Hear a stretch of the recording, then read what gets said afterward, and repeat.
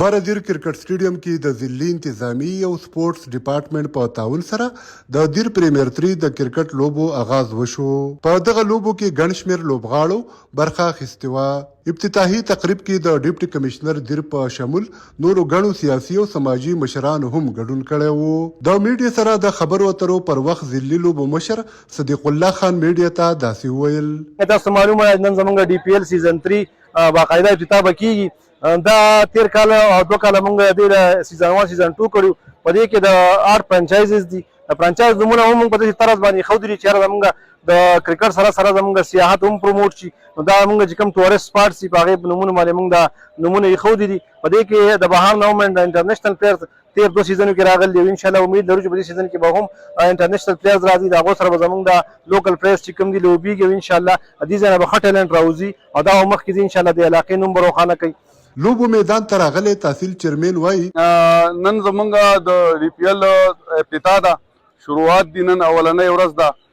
ډېر زیات لکان هم خوشحاله دي، موږ هم خوشحاله یو. په دیر کې دا په هر کال باندې کیږي او په بهترین روایات سره کیږي او په بهترین خوند سره کیږي.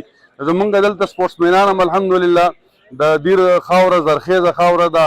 په دې کې سپورټسمینان هم شته او ښه سپورټسمینان شته. په انټرنیشنل لیول باندې هم جنګیږي، دلته په ډومسټک کې هم جنګیږي. په هر ځای کې الحمدلله د دیر یو نوم شته دی.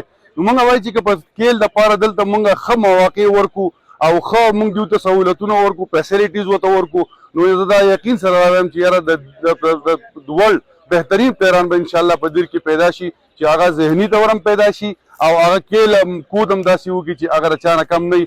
زمونږ چې تقریبا دا څه کم 3 کاله پوره شو چې موږ ته صوبایي حکومت د اوسه پورې 1 روپۍ فنډ نه دی راکړی او د هغې وجې نه زمونږ لاس هوسپیټل شوي. بیا هم موږ ډیلی بیسس باندې د ګراونډ ته چې څوک هم د ګراونډ نه د اوبو دپاره موږ ته رابطه وکړي چې یاره دوره ده دلته وړه کیل نشي کولی، کود نشي کولی، اوبه راولېږئ. په هغه دم ورته موږ اوبه پرووایډ کوو، صفایي ورته کوو، صفایي دپاره ورته هلکان ورکوو. همدغه نه زموږ نه کېږي. همدغه رنګې ځایي او لوبغاړی میډیا ته وایي: زما نوم شاه خالد دی او دیر یونایټډ سره تعلق ساتم او الحمدلله موږ د ډي ایس او صاحب او اظهار صاحب موږ ډېره شکریا ادا کوو چې هغه موږ د دیر پریمیر لیګ سیزن 3 موږ له دغه کو.